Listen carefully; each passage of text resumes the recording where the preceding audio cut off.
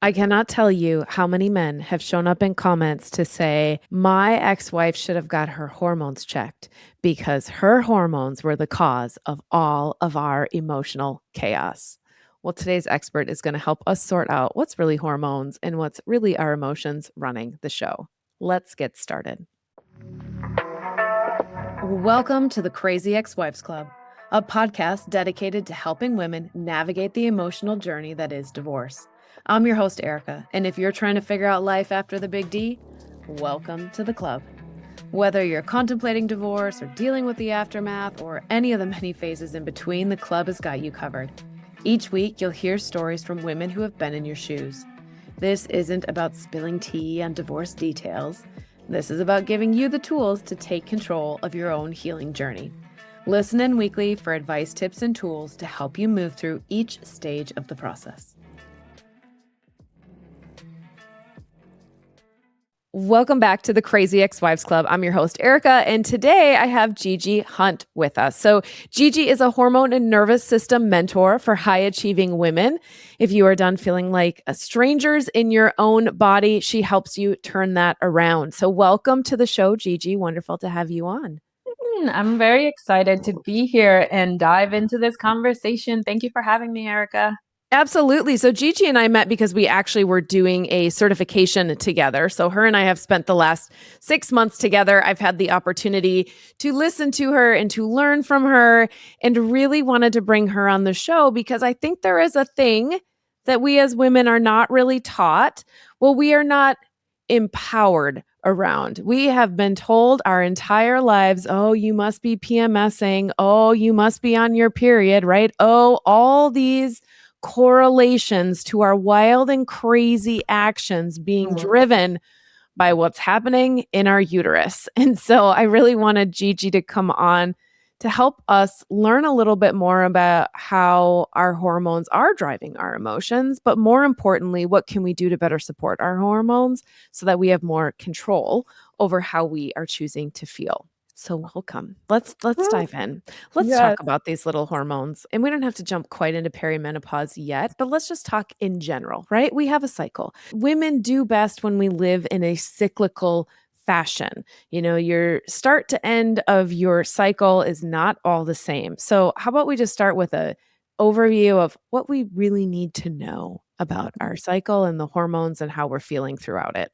Yeah. And this is such an important conversation and a topic because many of us, we come from the generation where our mothers and our grandmothers, it was a shush shush. It was a very private. Like I remember when I was in high school, girls like hiding their tampons, hiding their pads, because this was not something that we talked about. We were taught that our periods were an inconvenience and that we needed to hide it. But the reality of it is that our cycles are a blueprint to the way that we really want to be living. Because when we stop fighting against our natural cyclical nature, we start being co-creators, collaborators with our body instead of living one way when your body is like on another page. Yeah. So true because I just remember I was so excited. I hated my period. So I was so excited when I could get on birth control and just regulate and control it, right? I knew when it was going to show up. I knew when it was going to end. I was in control, which meant that I never really learned what it was driving or what it needed to do until divorce. So until divorce, when I got off birth control because I wasn't having any sort of sex with anybody for a while, then I was able to start to really notice like, oh, there is actually a really cool pattern that's happening, but I have zero idea about it because I've never had to learn. Yeah. And on that topic of birth control, right? Like so many of us from a very young age, we're taught that this is the solution. This is what we need. I know so many, like even of my clients that started birth control when they were 14, 13 years old for whatever reason. This is a very big disadvantage to us because we lose a part of ourselves when we lose that connection to our womb. So when we are on birth control, we actually don't have the same chemical reactions going on. Birth control tricks our mind into thinking that we are having a period when in reality we're really not. It's all synthetic. And then we bypass a lot of the different seasons that we are in. So this is a really good, easy way that I teach my clients to really start grasping the concept of the seasonality of us women. I teach it through the lens of the seasons. Just like, especially if you live in the northern hemisphere of the country and you see the seasons change. You see winter come in, the cold, the dreary, the inwardness. Everybody is like having soups and being more in their house and it's cold. And, that reflects our inner menstrual phase, our inner winter, right? Just the same way that you see that the season is changing, we change inside as well. But winter doesn't last forever. And then spring comes along. The plants start to bloom, the trees are coming to life, the ice is becoming defrosted. That is literally what is happening inside of our body. Our hormones start to rise again after the downfall of winter.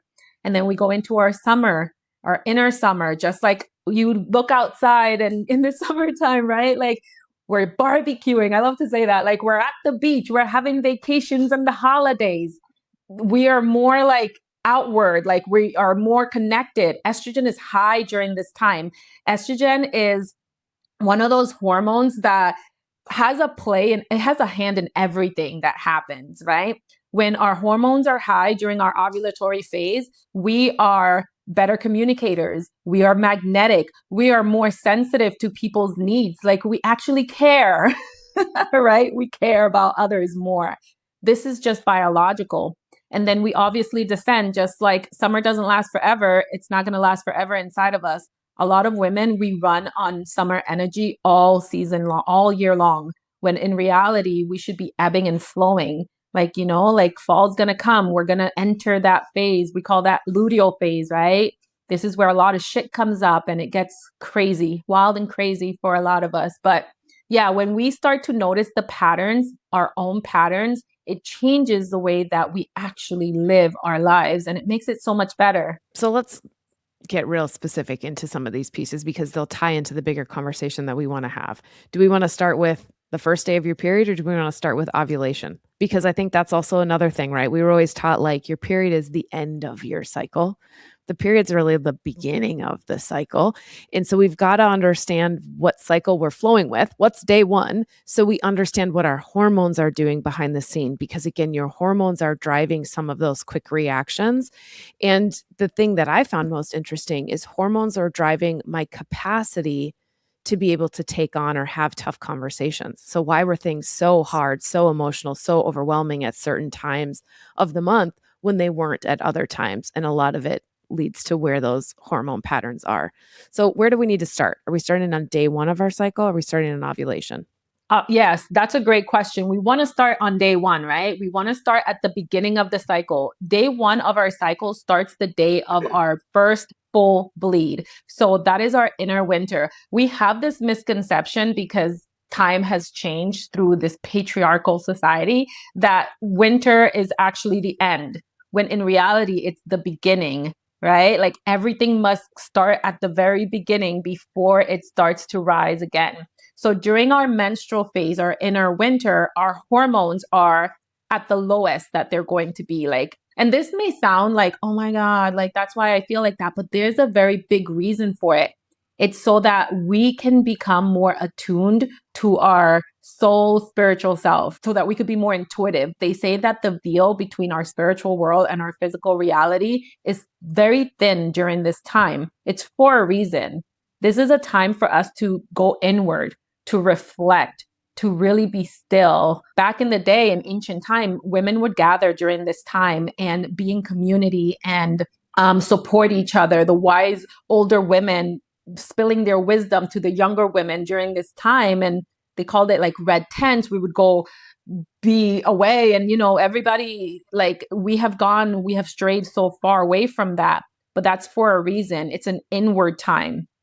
So we start with our winter, first day of our menstrual phase. After 4 to 5 days, after period's done, like our energy starts to rise. A lot of women say that they start feeling like themselves again, right? Because estrogen is coming up. We're starting to feel like the spring. We're rising. Hope is rising. Creativity is rising. We're feeling more joyful, more outward, more like, oh, people, I like you again. This is so interesting to note because this is the time when our body is craving creativity.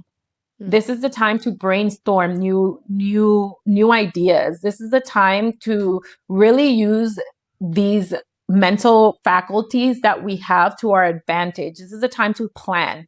Personally, I like to plan my month during my follicular phase because this is the time that my brain is set to see bigger picture things. I'm not in the season of sadness and low vibes. That's how we see it. And then so obviously the menstrual is the beginning. We have the follicular, then we have the summer, right? Summer is the star of our menstrual cycle because that is when estrogen is at its highest. When we are on birth control, our bodies don't ovulate. That is why we don't get pregnant, right? It stops that process. But estrogen plays a very important role in our lives now and in our lives later on, because through this process, this hormones that's released that affects other hormones, it actually helps us to be healthier in the future. It helps with decreasing the risk of Alzheimer's, decreasing the risk of osteoporosis, of making us have a better experience during menopause as well. So that's why they call it the star, which is also very funny because it's the one that could be missed the easiest. It's very easy to know when your period is. You're bleeding. You see it. A lot of us miss the signs of ovulation. We don't see it because we're not really taught that stuff. Yeah, and I think it's just being aware of like, okay, I can get more done now, right? The very few things that I've learned, but I have, is like estrogen is what gives you that capacity to be able to like feel the feels and get through the emotions. And that's why when you're in that inward time, it feels so all consuming and overwhelming because you just don't have this little helper. The other thing that I think is really important to note is that we were kind of always taught too that like the hormones it's just this cycle. It's just this cycle, right? And so if you stop this cycle or change the cycle, that's fine. But it impacts other hormones. So when you're looking at something as intense as going through a divorce, the stress, the anxiety, the worry, the lack of sleep started a cascade, a domino effect of shit falling apart in my life. Right. And so it was like, okay, I'm sure my adrenals were fucked, you guys. They were done, and I couldn't fall asleep. And when I fell asleep, I couldn't stay asleep. And if I woke up in the middle of the night, I couldn't get back to sleep. I knew that there was a problem somewhere with liver and kidneys because if I ate sugar before bed, I always had to pee at 2 a.m. It was like clockwork. If I ate sugar, I knew I had to get up. So I was like, God, things aren't processing. If I drank, my feet got really hot. And I was like, oh, I was 35. So what happens at this point is the doctors go, oh, maybe it's perimenopause. And I was like, it's not freaking perimenopause at 35. I'm not sleeping and my whole life is turned upside down. My cycle went from being normal to being almost non-existent and the color of my period changed. And so it's all these things that I'm going to the doctors. I'm going and I'm like, something's wrong. Something's wrong. Everything has changed. And they're like, oh, must be perimenopause. And the reality is that it can just be a lot of fucking stress. A lot of shit is going wrong. And it took me years to rebuild because you're kind of like throwing solutions at the random thing. So I was like, okay, is it my kidneys? I'll do some essential oils. I'll cut out the sugar, right? Is it my liver? I didn't really drink a lot, but like I knew that I couldn't drink vodka. Vodka is like the number one instant hot feet, instant red cheeks, instant hot feet. And I was like, okay, cut that one out, right? So I was doing all these things, but at the root of it, right? Your cyclical cycle, your hormones, they still weren't firing correctly. And so it's almost like you're trying to balance a bunch of plates on a foundation that isn't set yet. And for women, I'm so passionate about the fact that men run on a 24-hour cycle. We run on a 28-day cycle. Okay. And so we can't reset in one day like they can. We can't fast the same way. We can't work out the same way. The reality is we can, and it is not sustainable. Exactly. because eventually we burn out. Eventually we cause these underlying support systems, these hormones. There's just not enough being produced anymore. And that is when shit hits the fan and we're trying to figure out what's going on. And you go to any doctor and all they say is, oh, it must be perimenopause. Yeah. Yeah. Well, there's so much to there's so much to dive into with what you just said, because first of all, a lot of doctors are not educated on this process. I mean, come on, women, we haven't even been studied in the capacity that men have. Everything is on men, based on men's studies. So this whole new concept of studying menopause and perimenopause and all of these hormonal changes that women go through is very recent. So that's number one, right? So we go to the doctors with this set of symptoms and they put on whatever quickest diagnosis there is. Another thing is, when you're going through all of that, your nervous system is shot. I like to explain it like this. The nervous system is the conductor. The hormones are all the players in the band, right? We got your drums, we got your guitar, we got your bass, we got all of these different instruments. That's the hormones. When one is off, I'm not like a musician, but I know this because my kids do music and I've seen it. When a musician hears something off, they notice it, right? Even if one instrument is not tuned correctly, it sets the whole orchestra off.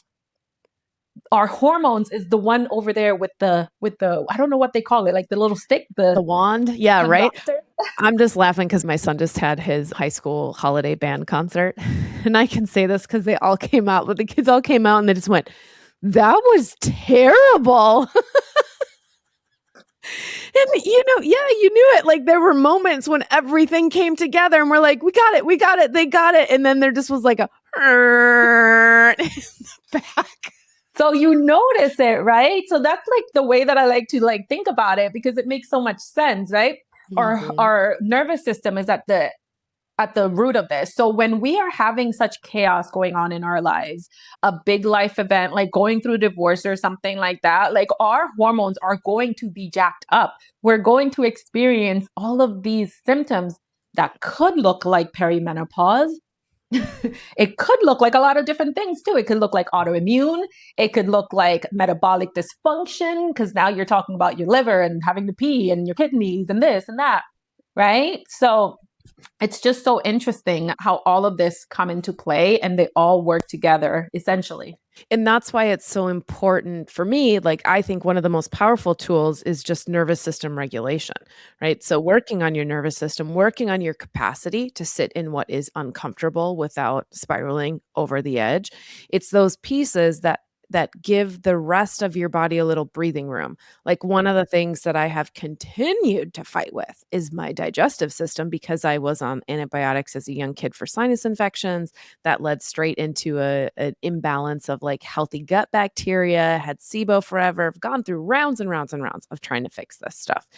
And it's like at the root, right? What always comes back is, well, how stressed are you? Like, yeah, your system isn't absorbing the nutrients it needs because you're still like gung ho, really stressed. Like that's just kind of what my nature is. I'm always like, go, go, go, got to do more. And so it's been a bigger learning process of, oh, you mean I don't have to go do a ton more stuff? I have to do less? You mean I have to prioritize a minute of breath work, and I have to prioritize doing a few like guided visualization meditation things before bedtime to improve the quality of my sleep?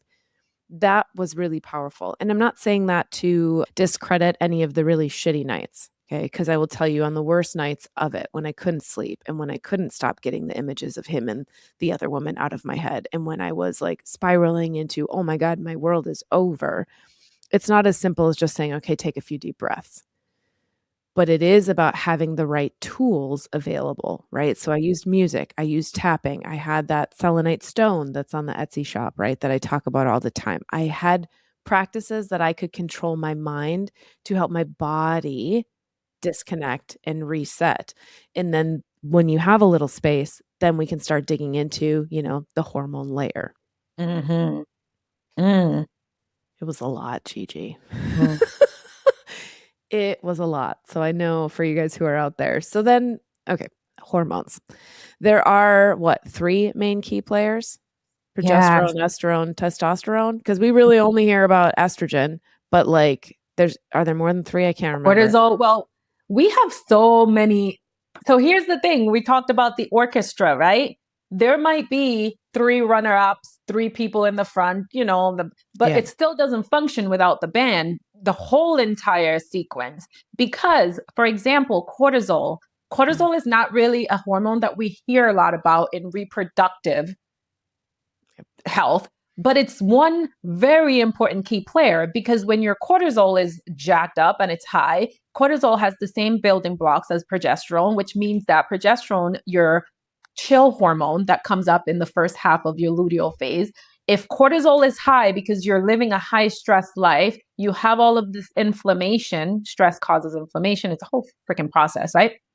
Progesterone, which is meant to help you to be calm and leveled and really with it and together and chill, it's not rising because cortisol is high. They compete, and cortisol is a bully. So it's not just, oh, what are the 1 or 2, 3, like they're all important, right? Like they all correlate with each other. If your estrogen isn't rising the way that it needs to during ovulation because of different factors, or or if it's too high and it's not being detoxed through your body, like it's going to affect all the other ones. So it's a really like a symphony. It's an orchestra, it's a band. We all got to work together, right? And I think we always jump straight into like, okay, let's fix the hormones. Let's do hormone replacement therapy. Okay, let's do this. Well, there's so many other pieces around it. It's like you're trying to get to you're moving one player in the band instead of looking at the health of the whole band. And that cortisol is such a big one because it stomps out all the other things. I know when I first started to be like, okay, let's just make my hormones happy. I started wild yam cream, which I do still really love. But good Lord, that first month I started it, I had like rage more than I had ever felt in my life. I was like at a baseball game and the woman was like, we don't have a bowl of ice cream. Like you have to buy it in the helmet. And I was like, like I lost my shit over a bowl of ice cream and like $2. And I'm like breathing. I'm like, I am so sorry. This is not your problem. Like my face is turning red. I'm like, yep. Okay. Laughed my ass off. I'm like, well, something is definitely shifting.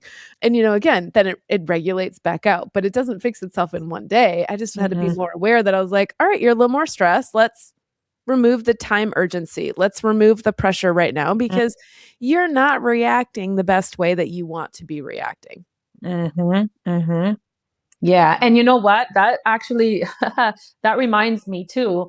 When we talk about the hormones, we also want to talk about these other hormones that help support our sex hormones as well, right? So like oxytocin and the act of joy and pleasure. When you're going through a hard time, it's really hard to find joy and pleasure in the simple moments. So like you said, reverting to your tools and being super mindful and aware that at the end of the day, we choose how we respond to the things that is happening in our lives, right? It's just a repeated choice because my choices were not perfect. They were not. But it was like every time I made a choice, you'd set out in the day and I'd be like, okay, I want to make the right choice. I want to make the choices that move me towards what I want. And maybe I could make 1 or 2 of them. And then maybe it would be too overwhelming and I would spiral and I would eat something sugary, which didn't help, or I would snap at somebody at work, which didn't help. And then I'd look at it and be like, okay, not how I wanted to handle it. How do I want to handle this next time it comes up? And you start over the next day. And it's kind of that process. But I think being aware that your hormones are definitely driving some of these reactions, because then when you know that, you can do some things. Like one of the things you had me start doing was seed cycling, which I'll confess I was really good for 2 weeks. And then when I was supposed to switch the seeds, I totally fell off the bandwagon, but I'm going to start again. So it's something so simple that's just healthy for you. So what is seed cycling and why do they need to do it? Yeah. So seed cycling is a very easy, simple way that works for a lot of women. They say that there's not like scientific research, but there's a lot of anecdotal research out there that supports this practice. And even for me, seeing my different clients that are like, oh my God, I just did this one change and I've noticed a difference. So this is when you eat certain seeds throughout your different phases of your cycle that help support your hormones in the phase that they're in. So in the beginning of your cycle, you're going to be eating pumpkin, flax seeds, right? Like these are the seeds that are going to support your rise in estrogen. At the second half, you're going to do sunflower, sesame seeds. I also say like chia seeds, like some people can't tolerate. I know like my family, we have allergies towards sesame. So it might not happen where you could use all of them, but there's always alternatives. But it is just such a simple way of supporting your hormones. Because here's the thing, the way that our body processes nutrition, the way that our body processes anything is different depending on the phase of the cycle that you're in. Yeah. The way that your body processes the food that you eat, some foods are best for you during your luteal phase, the end of your cycle, as opposed to the beginning of your cycle. Some exercises are better for you during the beginning of your cycle or the middle of your cycle, right?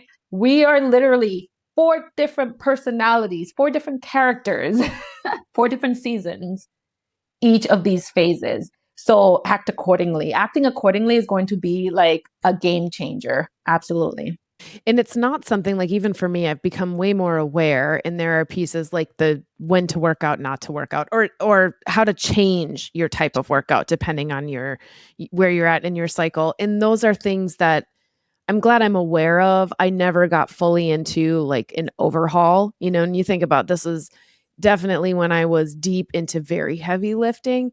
And so I liked the knowledge because sometimes I just wondered, like, why was it so damn heavy today? And last week, less than this, or more than this felt just fine. And I was like, oh, totally also relates to your cycle. So depending on your personal needs is going to teach you how many things you want to flex. So for me, I lean into listening to my body, but I do pretty much the same workout, like I'm doing what am I doing right now? Kettlebells and dumbbells and I love like kettlebell. 30 minutes of lifting a day. But I also know there are times in the week or the month when I just crave more walking. And so then I just add some extra in. And so I haven't done a full overhaul because I'm not like competitive strength training that I need to really be grinding it out and moving through phases. But it helped me stop beating myself up for like, how come you can't handle this? Well, because your shit's different right now. Oh, Yeah, okay. So you mean in a couple days I'm going to feel completely different again? All right. absolutely. Then I can do this and I can move through this season a little differently. Yeah, yeah. And that is another reason why I like using the seasons, right? Because think about it, in the winter when it's dreary and cold and snowy, depending if you live in a snowy place. I used to live in Pennsylvania. I felt like winter, January was like 12 months long, right? You start to feel like, oh my gosh, is this ever going to end? Unless you find the superpower in that season, which for me, in my menstrual phase, I feel like I have ADHD symptoms. I've never gotten like diagnosed, but in my menstrual, I feel like I'm able to sit better with myself and not be so fidgety. Like, when I try to meditate during like my ovulatory phase, I'm like, okay, I'm going to sit. And it's like more work, right? To sit there. So using the superpower that the inner winter, that slowness brings, like, okay, now I could sit here. Let's go inwards. Let's discover. Let's uncover. Let's see. What do I need to release, right? Like, what do I need to let go? A lot of us don't cycle through these different phases. We treat our whole entire month like it's all the same. We're go, go, go. And Yeah. it's not about going full overhaul and changing everything. Like you said, something as simple as listening to your body, which is what I share with my clients, right? Like tune into your body each and every day. Like, what do I need today? What is my body needing today? When you start doing that regularly, consistently, your body starts to feel safe. And safety is key. Safety first. Because when your body feels safe, your nervous system relaxes, it exhales, then your hormones could play like real good music. The band can get together then, you guys.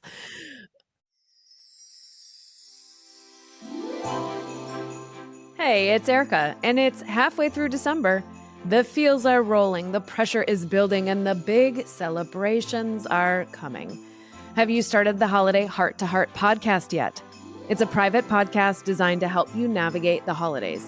Built from audience requests, this podcast tackles the tough topics like what traditions do you keep or rebuild? How do you handle the family questions? And what do you do when the emotions hit and the tears don't stop? Visit thecrazyexwivesclub.com/holiday to learn more.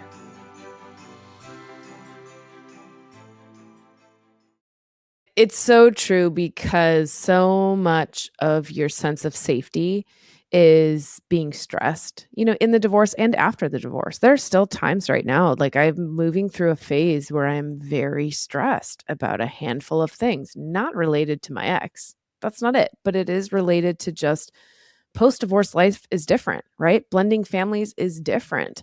How you co-parent with a step parent is different. And so there are new stresses, but the root is still the same. Like I know my partner and I have almost the same fight the same week of my cycle. Like, and it got to the point where I was like, oh my God, we're having this fight again. Now your mind might wrap yourself up in, oh, there could be something really wrong. And then all of a sudden I realized I was like, oh, this is happening, like, when was it happening? A few days before my period. So, like, that week before, right? Like, things just got heavy that week. And when I realized that, then when the fight started, when the picking started, right? Because the fight doesn't start as a full-on fight. When the frustration and the this and that, I'd be like, "Oh, this is that week. This is that week that you guys decide to move into this. I could make a different choice." And I was like, "I don't wanna do that." And guess what? That fight stopped because I was like, I'm not like, I know I'm aggravated about this for other reasons. My system is overstimulated right now. My system is craving more quiet. It needs something else. Then I chose differently. I went to bed earlier, or I took a bath, or I went for a walk. Like I gave myself the things that it was craving because that was what created a healthier partnership, right? He wasn't doing anything wrong, but good Lord, was I picking on some things and was he picking back because we know how to push each other's buttons. Yeah. Which is so interesting because this brings up the topic of communication and how empowering is it that you know what you needed. You saw the pattern, right? I You love a noticed the pattern. pattern, interrupted the pattern, made a different choice. This choice completely like changed the outcome because after a while of having the same fights over and over again, it gets big, right? So my story, right, when I was before I started cycle aligning the way that I did, 5 days before my period, it was like I was getting divorced every month. My husband and I were getting divorced every month, 5 days. Like I didn't notice the patterns. I would be so angry, so frustrated. I termed it luteal rage. I had luteal rage. I would be so mad about things and I didn't want to be like that logical side of me was like, what are you doing, girl? It's not that serious. But that other side of me was like, fight. So when I realized this, I noticed the pattern. It changed so much because then I started communicating. And now, thankfully, like we have this system where he's very attuned to the different phases of my cycle. So much so that the other day when I was feeling, as creatives, we have these ideas sometimes, and I'm like, oh my God, so excited and saying something. And he's like, babe, this is not the time to be making big decisions. Communication is so important. It's so empowering because now like it's not that I'm trying to fight you, right? It's just that I have this inner conflict right now because my hormones are doing the mostest. These chemical messengers that are also messengers of frequency, right? They're all over the place. They're saying fight when I don't want to fight. I just want a snack. And that's why I felt like this chat was going to be so empowering because sometimes we feel like we're crazy, like, oh my God, why did I do that? Why did I say that? Why did I whatever? Well, sometimes it's not you. Sometimes it's those little hormone troopers that are storming around in your body trying to get us to do things. And so it's that permission slip to say, oh, okay, yeah, my body's doing some things, I'm doing some things, and I don't have to action anything right now. And then doing the work, calming your stress, right? Which lowers your cortisol, which impacts the inflammation in your body. Those things allow your system to regulate again. Because the truth is that our body will always find balance or homeostasis again. It is a magnificent system that if we give it what it needs, rest, food, movement, connection, it will create the balance it needs.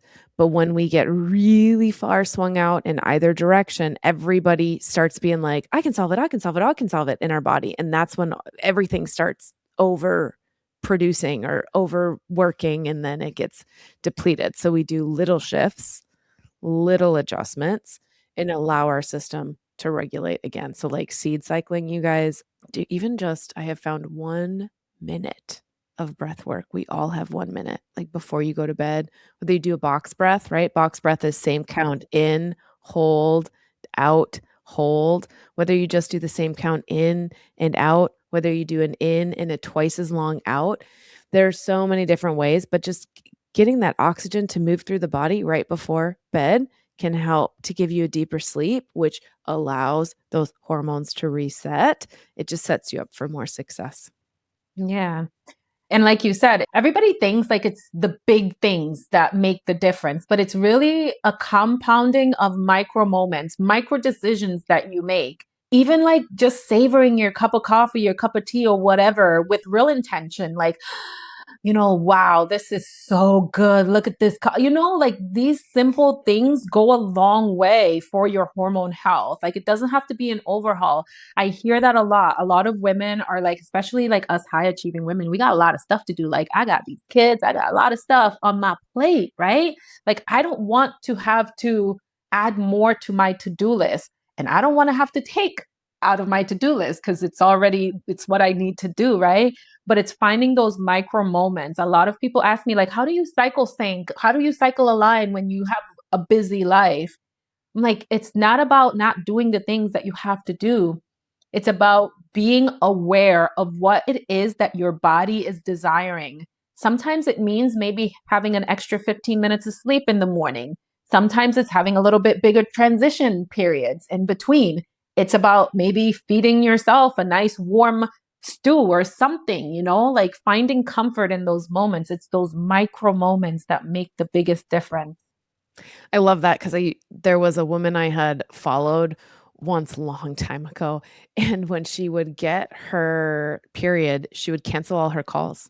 So like we had like a call, like a coaching call, like a group coaching call with hundreds of women, and she's like, "Nope, got my period today. Goodbye." And I was always mind blown as a super high performer who was like, "Whatever, my cycle, it's just there. It's there. Someday it'll be gone," right? I could not understand it. And I didn't really want to fully check out like that. Like I like getting stuff done. And so finding again just that little moment. It might be 15 minutes of extra sleep. It might be an extra little walk. It might be being present with your morning cup of coffee. Like a lot of times that's enough, just a little bit of soothing that we need. And then, you move into for a few minutes, let's talk about perimenopause because part of me hates what a freaking hot topic it is right now. Like I hate that everyone and their mother or brother or doctor or the entire world is like, oh, must be perimenopause. Okay, you should go do hormone replacement therapy and this and that. And I think like there's a point when it is perimenopause, but like I don't feel, and I have very little research on this, you guys, so don't come at me, but I don't really feel like perimenopause is a 10-year thing. I think that sounds like that's an imbalance in your life. If we think about when we moved into becoming a woman, having a cycle, getting a period, and moving out of it, did it take us 10 years to get our period the first time? No. Like puberty was a couple years. And I feel like the shift out of it should also be a couple years. But Gigi, I know you've been doing more research on it. So what happens with it? What do we need to know? So it's really good, interesting perspective, right? Because at the end of it all, I really agree with you. It is a lifestyle choice.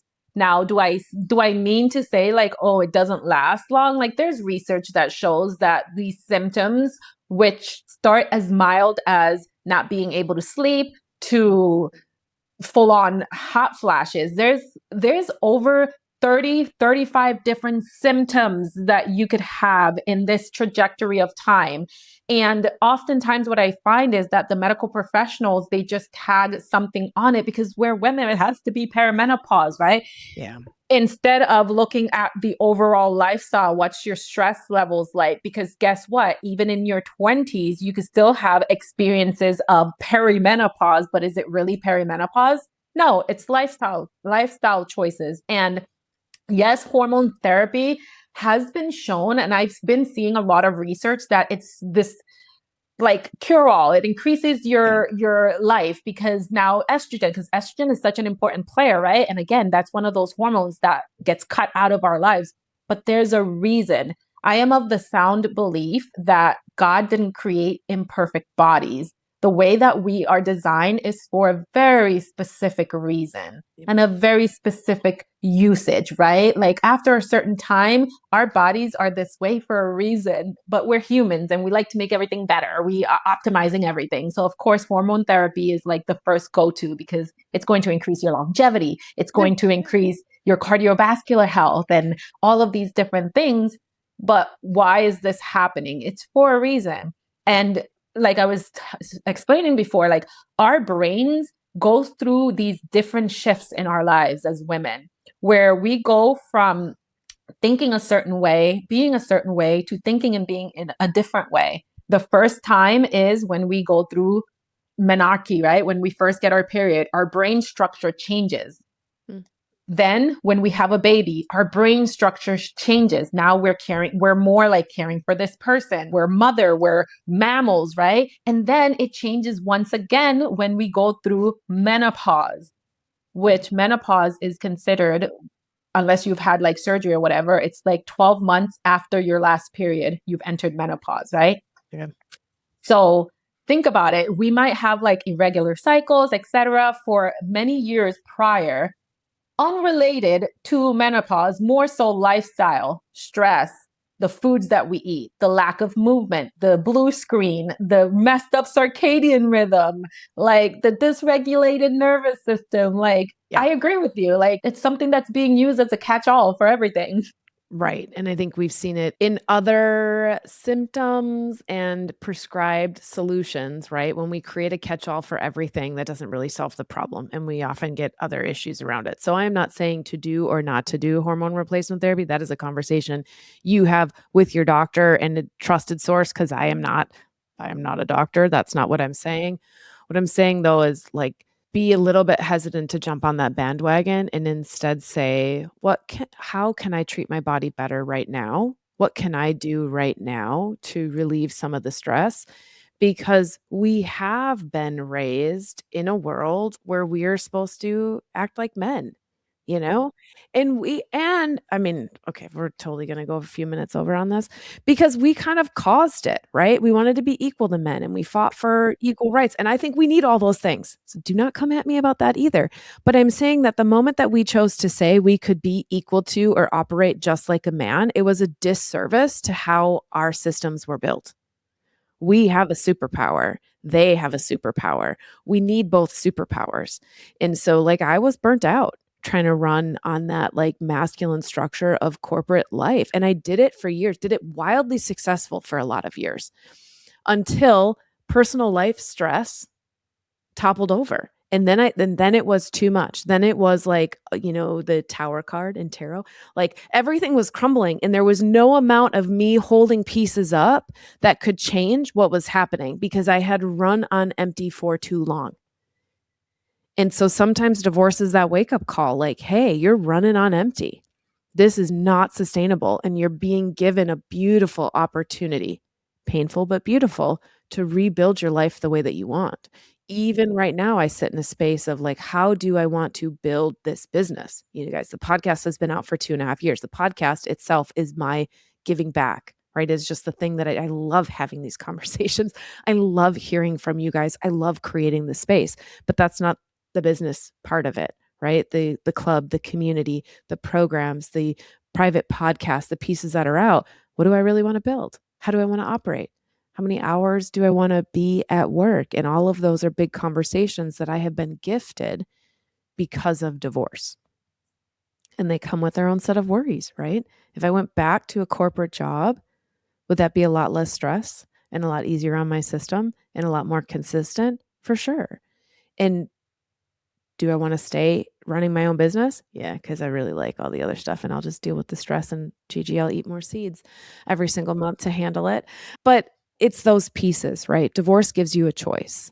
But we need to be caring for our body. And so being empowered around your hormones is such a powerful conversation. And I'm really grateful, Gigi, for the light that you have brought to the conversation to help us start to understand some little things. Are there any other tips, tricks, tools you want to share with our listeners before we sign off for today? So I really the basis is be empowered. Like, how amazing does it feel when you know your own needs? When you understand what's going on in your body, you're able to set boundaries. You're able to tell your partner or whoever or your kids, like, okay, I need 5 minutes. I need space. I need a break. And that is not you being selfish, right? Because we have this concept, especially us women, for many years, that we are here to give, give, give, give, give, give, give, give, give, give, give. That's our motto for life, right? And we forget that in order for us to be able to give, there must be something for us to give. You cannot pour from an empty cup. You cannot pour from an empty cup, right? And of course, you're not pouring for the sake of pouring, you're pouring from a state of overflow.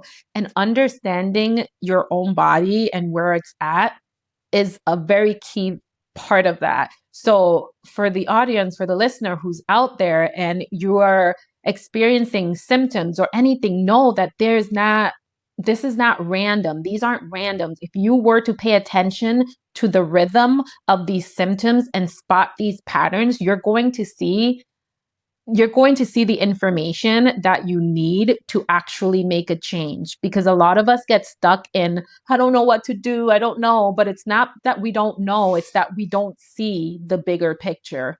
So start tracking, start getting more attuned and more aware of what your body needs week to week, month to month, and notice that your body is actually speaking to you. And our cycles are a blueprint, like the GPS or our map. I love it. Just tuning in, So yeah, as we wrap up this episode, think about seed cycling. We laid it out for you. Start to get curious about your hormones. But the biggest piece is look for the patterns. Look for the patterns. Are there certain weeks when things are typically hard? Are there times when you feel more emotional? When you start to find the patterns, then we can find the bigger thing, the change that we need to make. Because scrambling after one little thing and one little thing and one little thing, it's exhausting, right? Oh my gosh, I need to do these 20 different things to help keep my hormones healthy. No, you don't. You need to find the patterns of where the things are off and fix those things first. Yes. So take some time, tune into your body after this episode. Just a gentle check-in every day. What does my body need? Last night, I put my ass in bed at 9:30 and it was delightful. I needed it. I was like, going to bed early. Good night, child. Put yourself to bed tonight. Thank God high schoolers can do that. But just tune in, ask your body what it needs. And little by little, one day at a time, you guys, you can rebuild. Until next week, give yourself grace and we'll be back with another great episode. And that's it. Another great episode of the Crazy Ex-Wives Club, a podcast for women learning how to heal from their divorce. Tune in next week for more advice and tips to help you figure out life after divorce. And until then, give yourself grace, do the best you can, and know that this is all part of the process.